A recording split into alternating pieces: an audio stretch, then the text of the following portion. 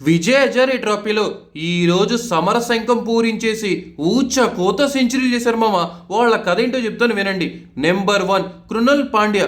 మొన్ననే మామ 80+ స్కోర్ చేసి 3 వికెట్స్ తీసుకుని ఆల్రౌండర్ పర్ఫార్మెన్స్గా అద్దరు కొట్టేసిండు అని అనుకునే లోపు ఈ రోజైతే కృణల్ పాండ్యా కోత సెంచరీ చేసిండ్రు అయ్యా. ఏమన్నా సెంచరీనా. ఇంకా next Devdutt Padikkal back to back సెంచరీలు చేశాను కదా, ప్లేయింగ్ లెవెన్లో ఫిక్స్ అని అనుకుంటున్నాడేమో. ఇంకా ఇంకొక సెంచరీ చేస్తే అదే పడుంటుంది కానీ అనుకున్నాడేమో. కొత్త సెంచరీ మళ్ళీ 4 innings 3 సెంచరీస్.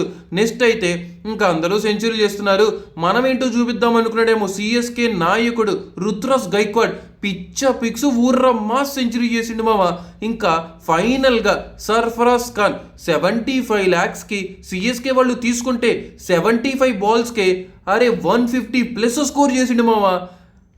నువ్వు వేరయ్యా, నీ వర్త్ పిక్స్ అనిపిస్తుంది. సర్ఫరాజ్ ఖాన్ అయితే ఈసారి గట్టిగా ఇంపాక్ట్ క్రియేట్ చేస్తాడు అనిపిస్తుంది, ఎందుకంటే అంత కసి మీద ఉన్నాడు మరి.